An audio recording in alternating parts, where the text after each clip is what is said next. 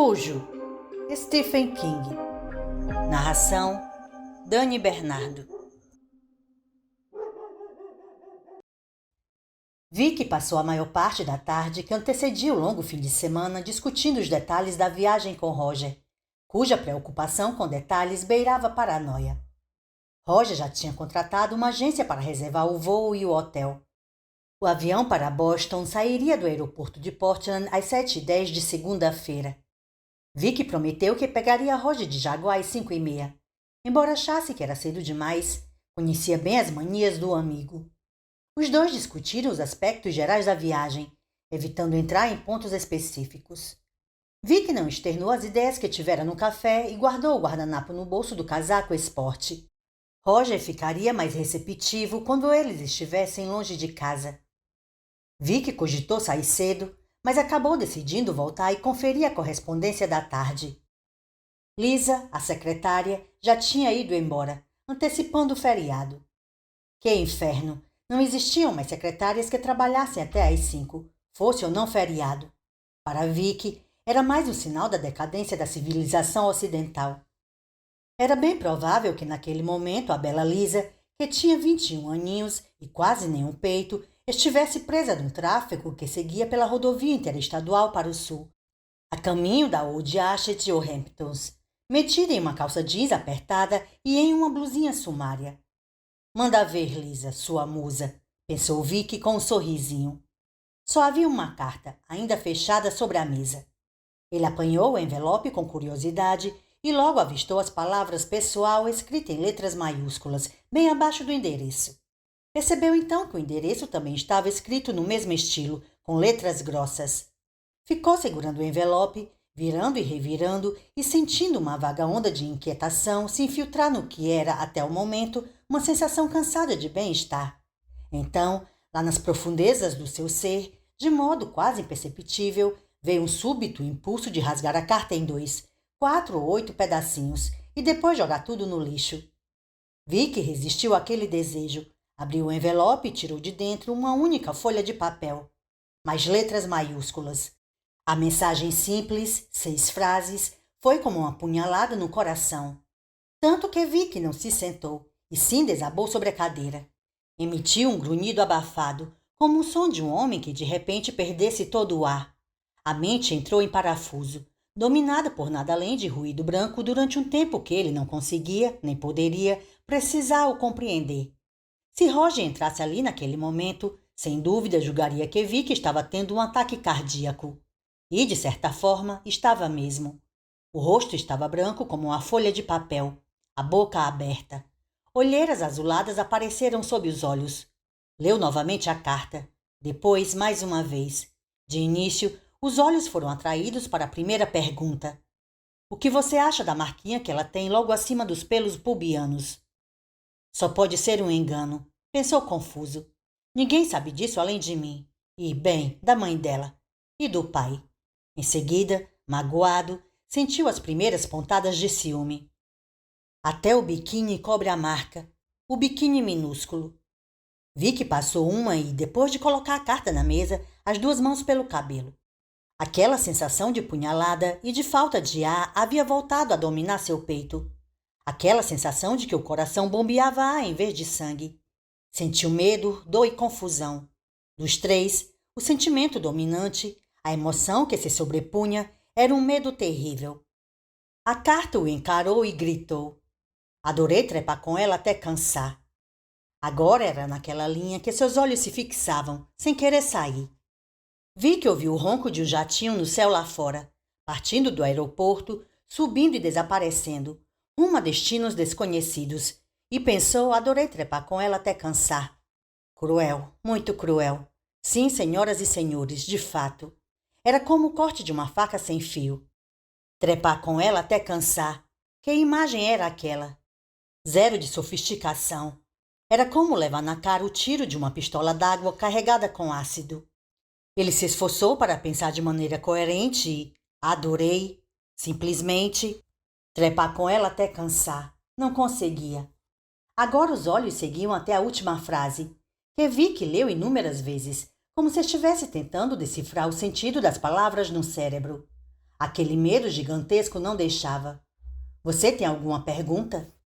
Claro, de repente, tinha perguntas de todo tipo. A questão era que não parecia querer saber a resposta de nenhuma delas. Outro pensamento martelou em sua mente. E se Roger ainda não tivesse ido embora?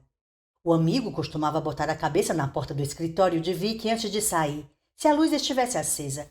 Era provável que tomasse a mesma atitude naquele dia, por conta da viagem.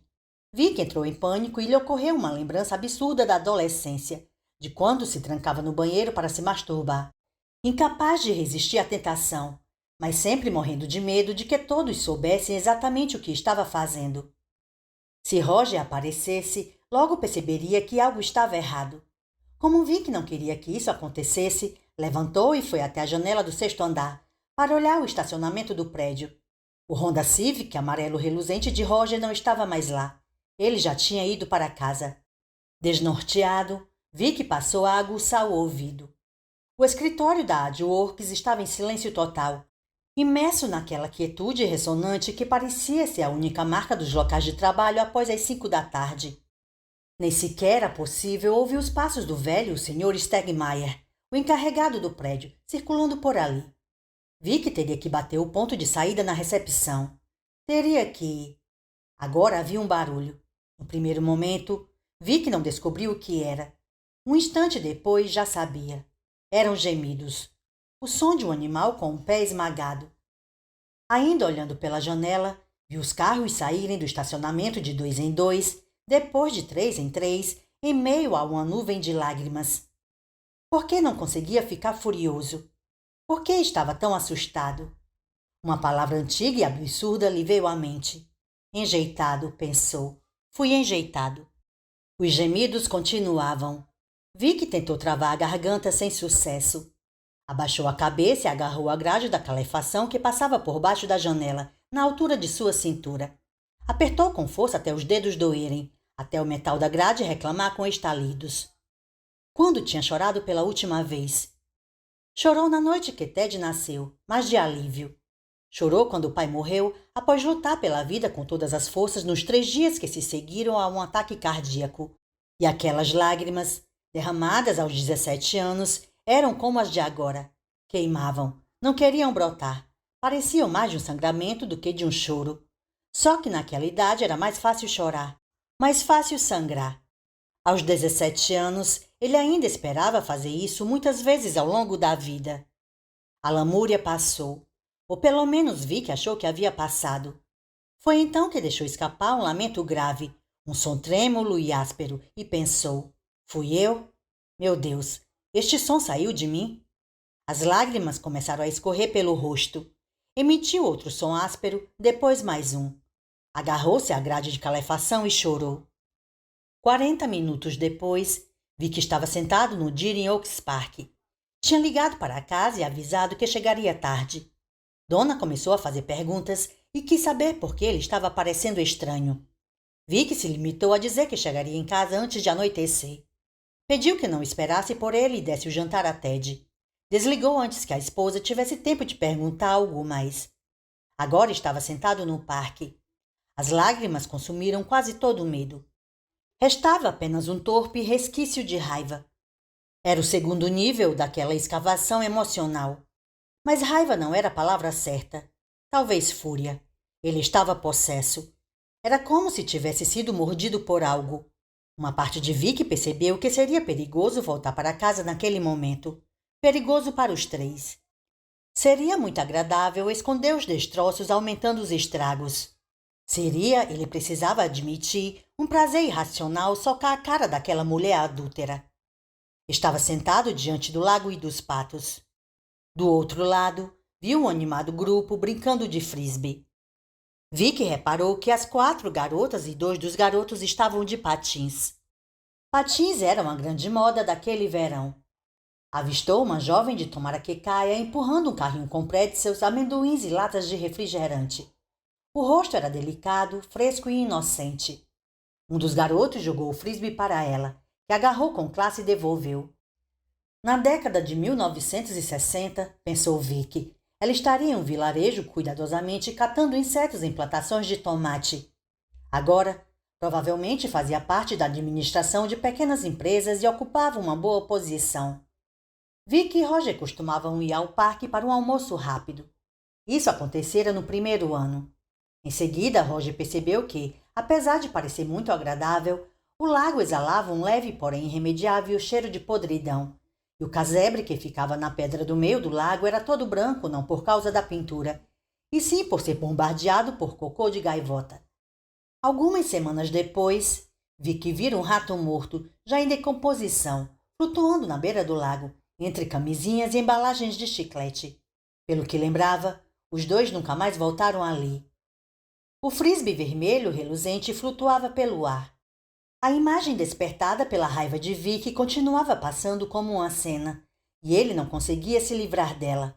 Era tão cruel quanto a própria escolha de palavras do remetente anônimo, mas Vicky não conseguia afastá-la dos pensamentos. Continuava vendo os dois trepando no quarto do casal, na cama dos dois. O que passava naquele filme mental era tão explícito quanto os filmes pornográficos exibidos no State Theatre da Congress Street. Donna gemia e brilhava suavemente de suor, linda. Todos os músculos estavam retesados. Apresentava aquele mesmo olhar faminto que os dois estampavam quando o sexo era bom, com os olhos mais escuros. Ele conhecia a expressão, a postura, os sons, e pensara que era o único a conhecer tudo aquilo.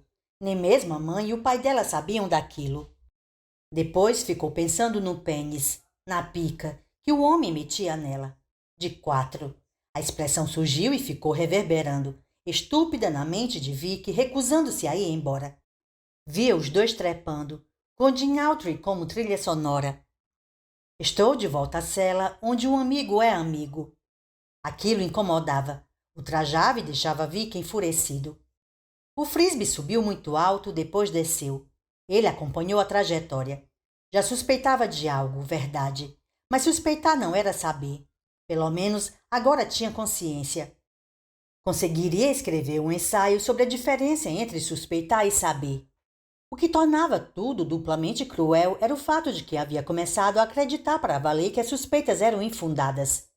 E mesmo que não fossem, o que os olhos não veem, o coração não sente. E o ditado estava certo. Se alguém atravessasse uma sala escura com um buraco profundo bem no meio e passasse a centímetros da abertura, não precisaria jamais saber que quase caiu. Não era preciso ter medo. Não se as luzes estivessem apagadas. Bem, ele não tinha caído no buraco. Tinha sido empurrado para dentro. A questão era, o que fazer agora? A parte enfurecida, magoada e ferida, que gemia com voz profunda, não estava nem um pouco inclinada a ser adulta e reconhecer que, em muitos casamentos, podiam acontecer deslizes de uma ou das duas partes. Fodam-se o fórum da Penthouse, as histórias da Playboy, ou seja lá o que for. É da minha mulher que estamos falando. Ela andou trepando com alguém. Onde um amigo é amigo. Quando eu virei as costas. Quando o Ted não estava em casa. As cenas voltavam a ser exibidas. Lençóis amarrotados, corpos enlaçados, sons suaves. Frases e palavras de sacanagem se amontoavam como um bando de sádicos se amontoava para observar um acidente. Foda, boceta cabeluda, meteu o ferro, gozar pra caralho. Não trepo por grana e não trepo por fama, mas quando meto na sua cama sua mulher gama, meu pau na sua xota, só no surubão, aquela trepada boa. Com a minha mulher, pensou ele cheio de agonia, com as mãos crispadas. Com a minha mulher. A parte raivosa e ferida, no entanto, reconhecia, a contragosto, que ele não devia voltar para casa e bater em Dona até cansar. Por outro lado, ele poderia pegar Ted e ir embora.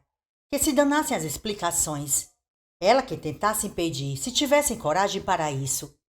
Ele duvidava que fosse o caso. Pegaria Ted e levaria o filho para um hotel, depois contrataria um advogado. Cortar o cordão umbilical e não olhar para trás.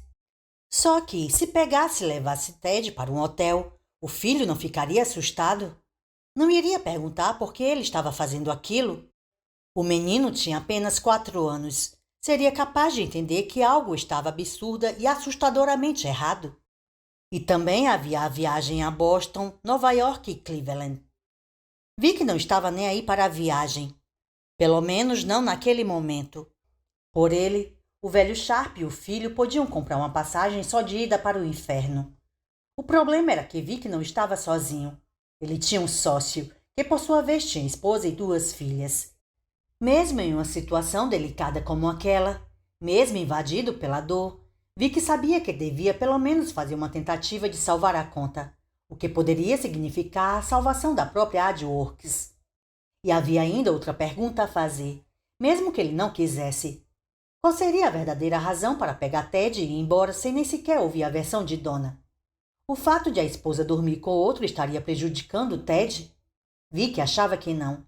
A verdade era que sua mente logo se agarrou ao fato de que a maneira mais certa e profunda de magoar Donna, pagando na mesma moeda a mágoa profunda que ele estava sentindo naquele momento, seria usando Ted.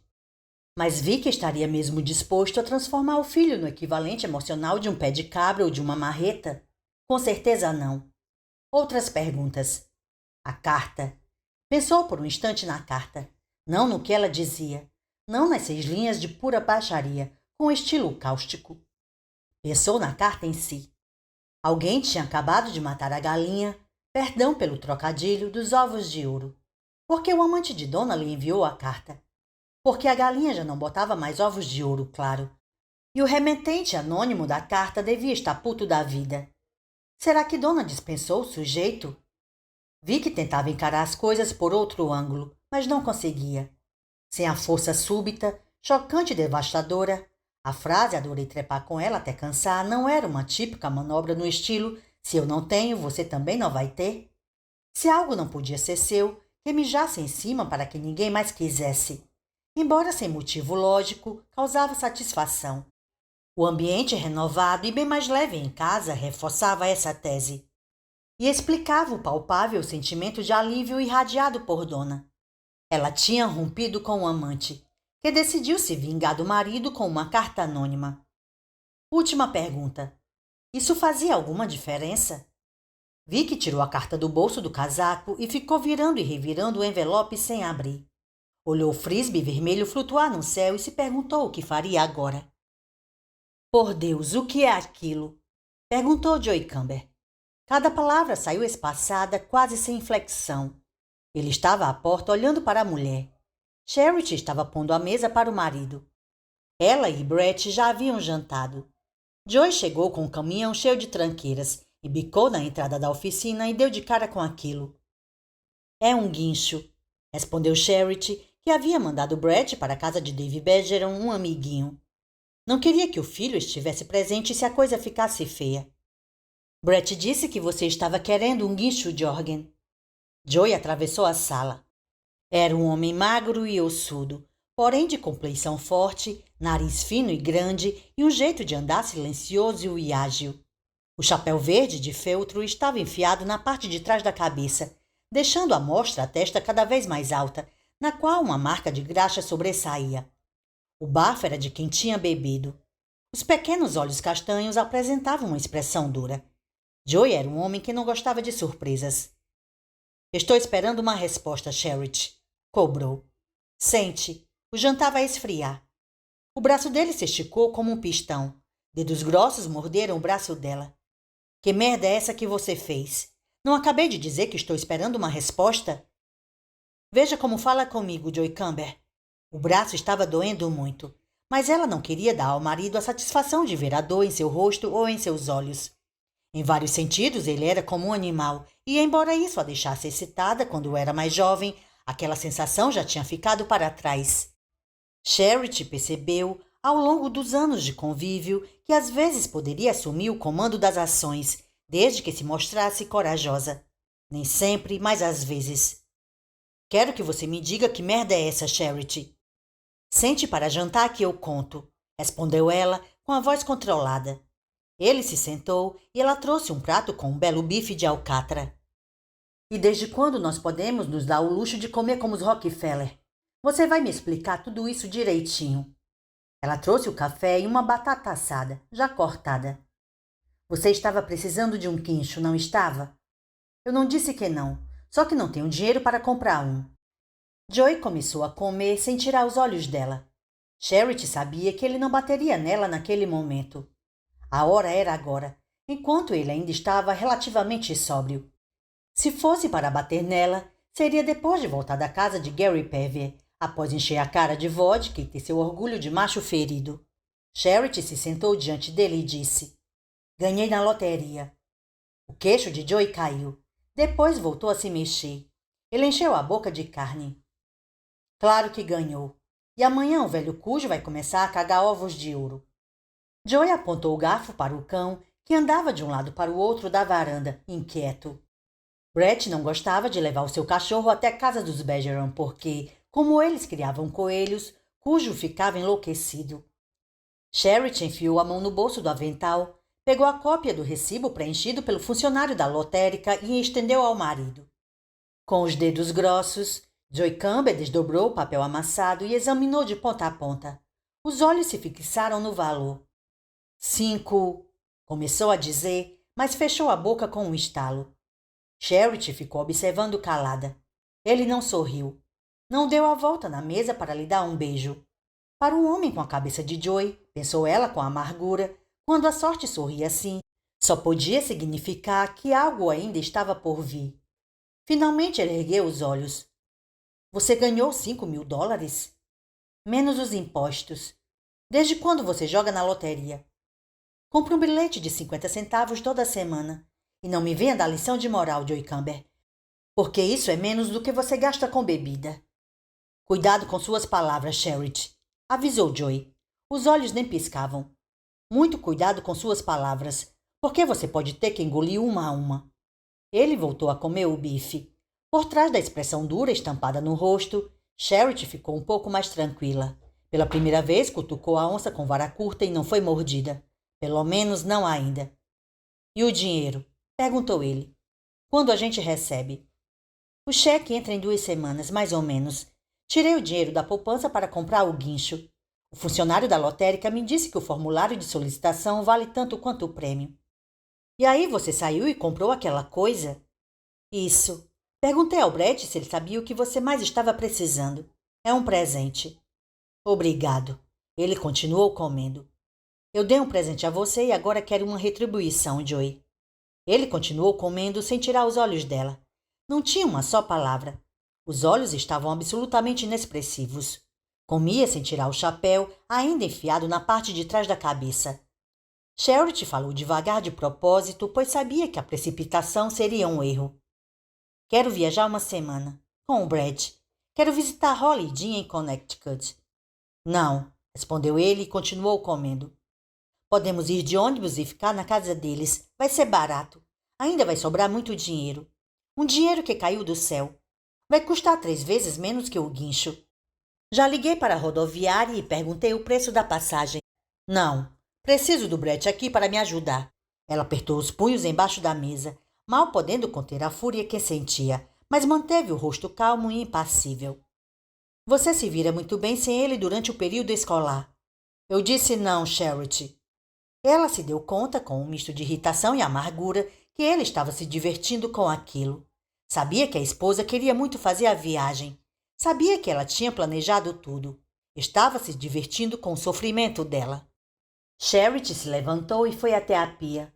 Não porque tivesse alguma coisa a fazer, mas porque precisava de um tempo para se controlar.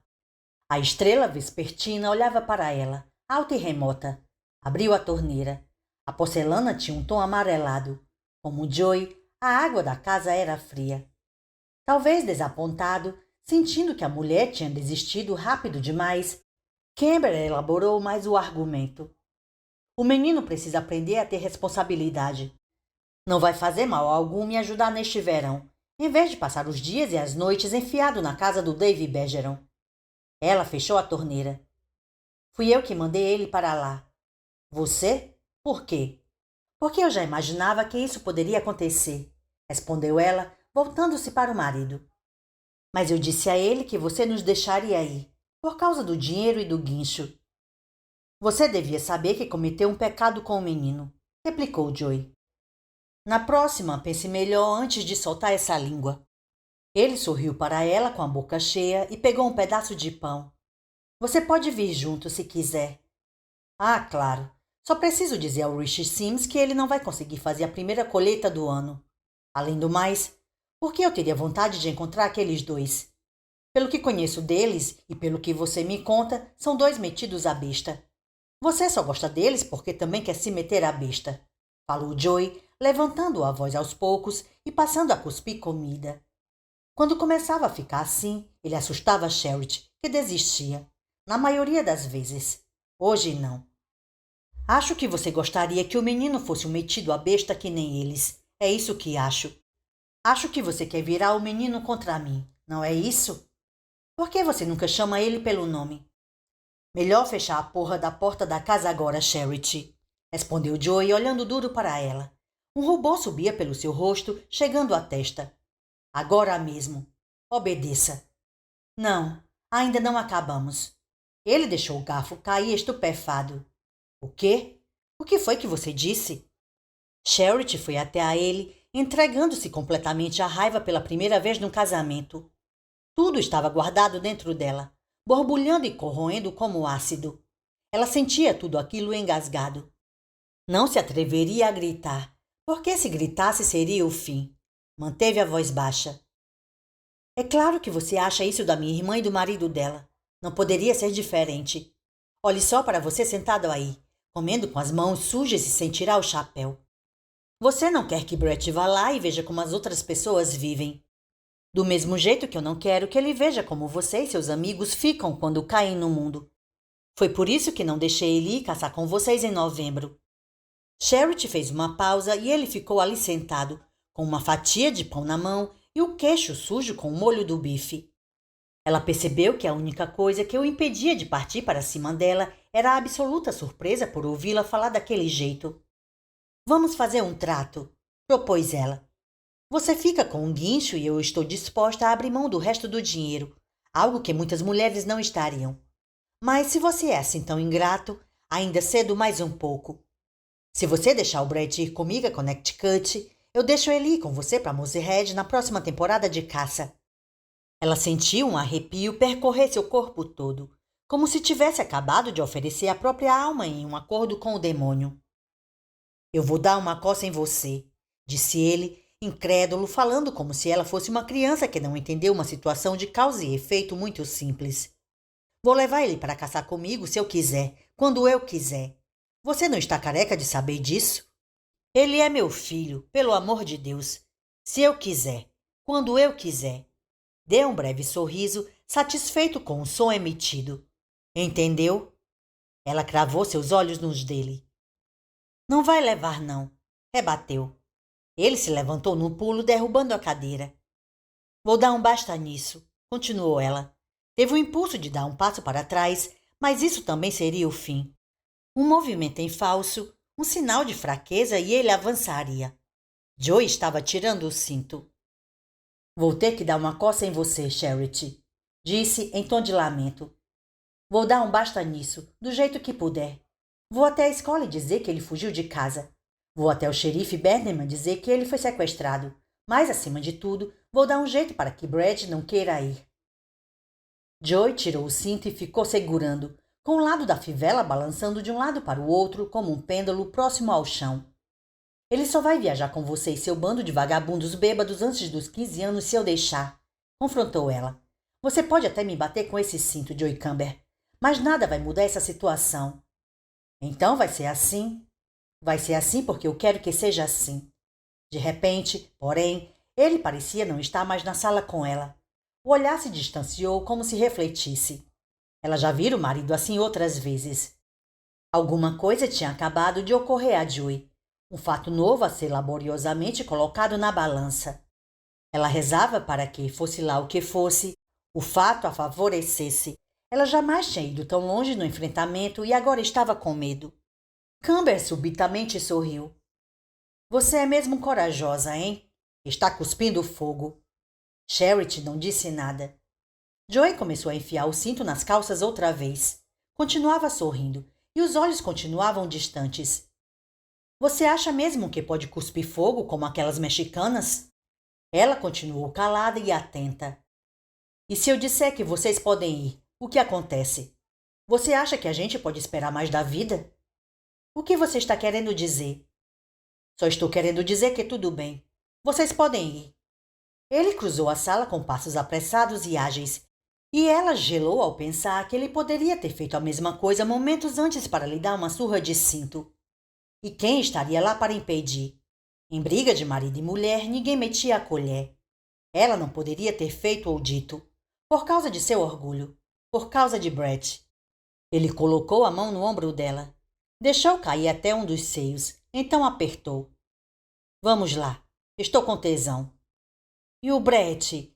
Ele só vai chegar depois das 9. Vamos lá. Eu já disse, vocês podem ir. Você poderia pelo menos agradecer, não é? Um certo absurdo cósmico chegou aos lábios de Charity e passou por eles antes que ela pudesse se conter. Tire o chapéu. Ele o atirou de qualquer jeito para o outro lado da cozinha. Estava sorrindo. Os dentes eram muito amarelos. Os incisivos superiores eram postiços. Se já tivéssemos a grana, poderíamos transar em cima de uma cama cheia de verdinhas, disse ele. Já vi isso num filme. Joey levou a esposa para o quarto e ela ficou esperando que ele ficasse violento, mas isso não aconteceu. O sexo foi como costumava ser, seco e rápido, mas sem violência. Ele não a machucou de propósito e, naquela noite, talvez pela 10ª ou 11ª vez desde que se casaram, Charity gozou. Ela se entregou, de olhos fechados, sentindo o queixo dele bem em cima de sua cabeça. Abafou o gemido que chegou aos lábios.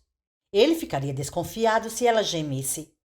Ela não tinha certeza se ele sabia que o que sempre acontecia com os homens, no final, às vezes também acontecia com as mulheres.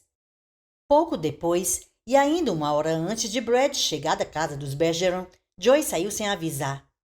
Charity imaginou que o marido tivesse ido à casa de Gary, onde começaria a bebedeira.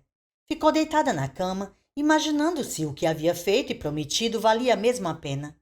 As lágrimas ameaçaram chegar, mas ela se segurou. Continuou ali, deitada com os olhos secos. Pouco antes de Brett entrar em casa, algo anunciado pelos latidos de Cujo e pelo bater da porta dos fundos, a lua se ergueu em todo o seu esplendor prateado. A lua não está nem aí, pensou ela, mas aquilo não lhe trouxe o menor conforto. O que foi? Perguntou Donna. A voz estava sem energia, quase derrotada. Os dois estavam sentados na sala de estar. Vi que só chegara em casa quase na hora de Ted ir para a cama, 30 minutos antes. O filho estava dormindo no quarto com as palavras para monstros pregadas em cima da cabeceira. A porta do closet estava muito bem fechada.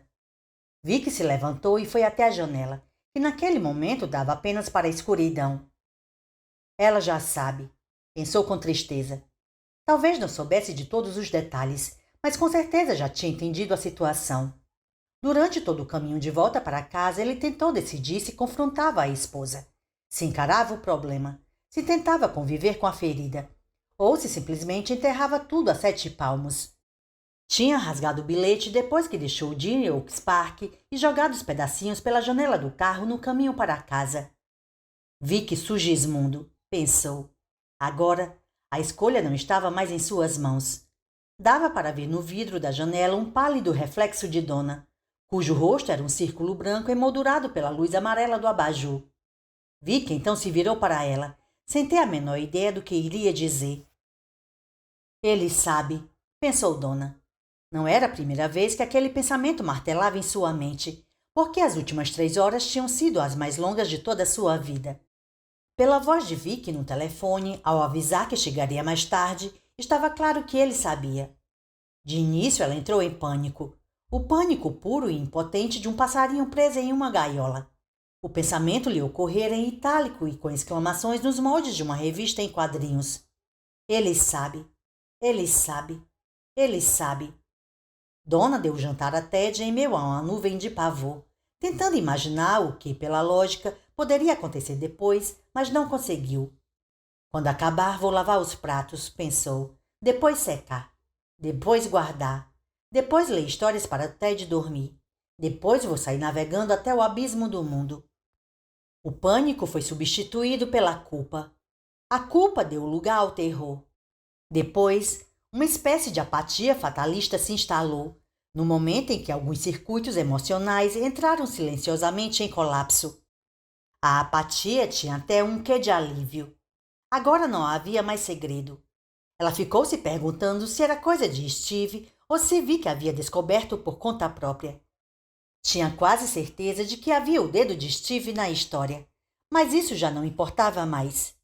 Estava aliviada por Ted estar na cama, dormindo em segurança. A dúvida era como seria amanhã, quando o filho acordasse. E aquele pensamento lhe trouxe de volta ao início, ao misto de pânico e medo. Estava enjoada e perdida. Da janela, Vic se virou para ela e disse: Recebi uma carta hoje. Uma carta anônima. Não conseguiu terminar. Atravessou a sala outra vez agitado, e Dona se pegou pensando como ele era um homem bonito, e que pena estar ficando grisalho tão cedo. Alguns homens jovens até ficavam bem grisalhos, mas Vic estava parecendo prematuramente velho E por que cargas d'água estava ela pensando no cabelo dele? Não era o cabelo dele que a preocupava, ou era? Com suavidade, ainda ouvindo o tremor na própria voz, Dona disse tudo o que estava engasgado na garganta, cuspindo fora como um remédio amargo demais para engolir. Steve Kemper, o homem que reformou sua mesa na sala de estar, 5 vezes, e nunca na nossa cama, Vic, nunca.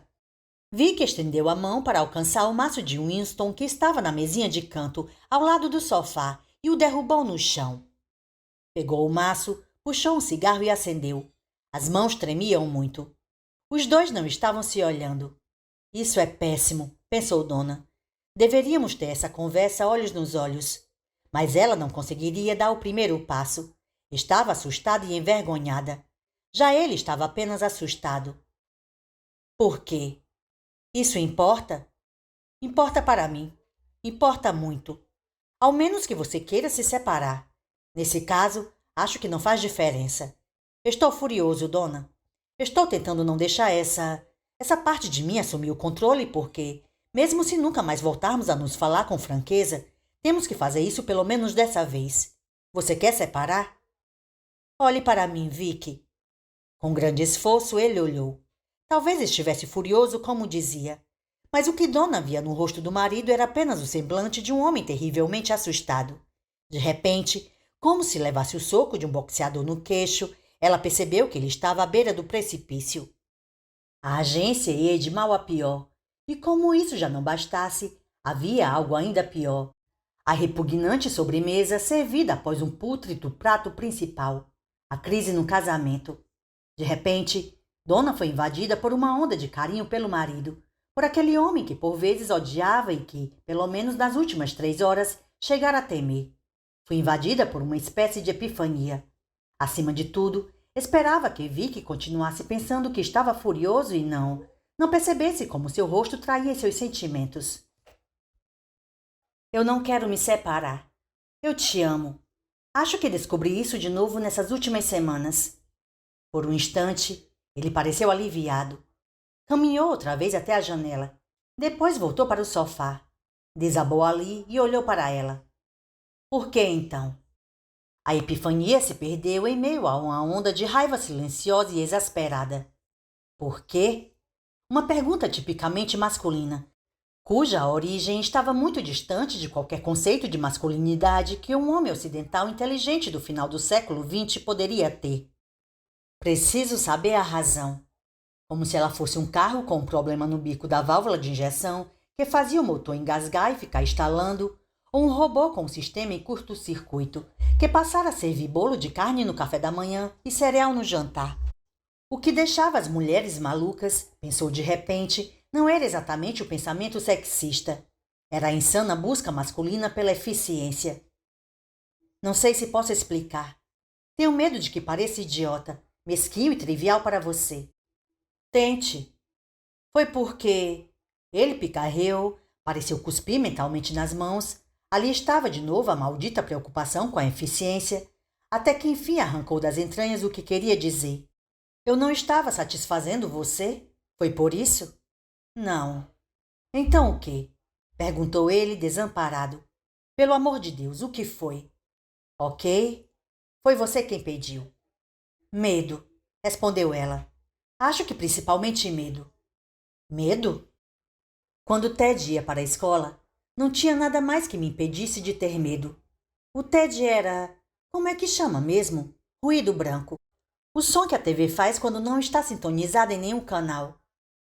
Mas ele ficava tão pouco tempo na escola, respondeu Vicky rápido, e ela sabia que ele estava prestes a ficar furioso, prestes a acusá-la de tentar botar a culpa em Ted. E se ele realmente ficasse furioso, a situação entre os dois iria degringolar e viriam à tona muitas coisas que não deveriam ser ditas, pelo menos não ainda. Sendo a mulher que era, havia coisas que Donna jamais aturaria. Algo agora muito frágil estava sendo jogado de um lado para o outro e corria grande risco de cair. Isso era parte do problema, disse ela. Ele não ficava muito na escola. Ainda passava a maior parte do tempo comigo, mas quando saía, era um contraste. Donna olhou para Vicky. O silêncio parecia muito alto em comparação. Foi aí que comecei a sentir medo. Com o jardim de infância ano que vem. 4 horas todos os dias, em vez de 4 horas 3 vezes por semana. E no ano seguinte, 8 horas todos os 5 dias da semana. E então haveria ainda mais horas para preencher. Então eu fiquei com medo. Então você pensou em preencher um pouco o vazio trepando com alguém? Perguntou ele com amargura. Foi um golpe duro, mas, apesar da tristeza, ela continuou falando sobre o assunto da melhor maneira que podia, sem erguer a voz. Já que ele quis saber, agora ela contaria tudo. Eu não queria trabalhar como voluntária na biblioteca, nem fazer parte dos trabalhos voluntários do hospital, nem ficar encarregada de vender guloseimas, ou providenciar o troco ou evitar que todo mundo faça o mesmo prato de macarrão com queijo nos eventos beneficentes. Não queria ficar olhando para aquelas caras deprimentes, nem ficar ouvindo sempre as mesmas fofocas sobre quem está fazendo o que nesta cidade. Não queria lançar minhas garras na reputação de alguém. As palavras agora saíam vomitadas. Donna não conseguiria impedi-las nem se quisesse. Eu não queria ser uma revendedora da Tupperware, nem da Amway, nem organizar demonstrações de produtos Stanley em casa. Além disso, eu não preciso fazer parte dos vigilantes do peso. Ela parou por um breve segundo para respirar e sentiu o peso daquele pensamento. Você não sabe o que é a sensação de vazio, Vicky. Não pense que sabe. Você é homem, e os homens fazem. Homens fazem, mulheres tiram o pó. A gente tira o pó dos cômodos vazios e de vez em quando ouve o vento soprando do lado de fora. Só que, às vezes, parece que o vento está dentro de você. Aí você coloca um disco para tocar. Um disco do Bob Seger ou J.J. Cale, ou sei lá quem. E mesmo assim continua ouvindo o vento. E então os pensamentos começam a brotar. Ideias, nada que preste, mas elas brotam. E então você limpa os 2 banheiros e lava a louça. Até que um dia você está em uma loja de antiguidades, olhando bibelozinhos de cerâmica e lembra que sua mãe também tinha uma cristaleira cheia de bibelôs como aqueles. E suas tias também. E sua avó também. Vicky olhava com atenção para ela. E tinha uma expressão de perplexidade tão sincera que Donna sentiu o próprio desespero vindo em ondas. Estou falando de sentimentos, não de algo que tenha acontecido de verdade. Eu sei, mas por quê? É isso que estou explicando para você. Estou explicando que eu passava tempo demais diante do espelho, vendo as mudanças no meu rosto, pensando que nunca mais alguém me acharia jovem, que nunca mais pediriam minha identidade quando eu pedisse um drink em um bar. Comecei a ficar com medo porque, afinal, eu tinha crescido.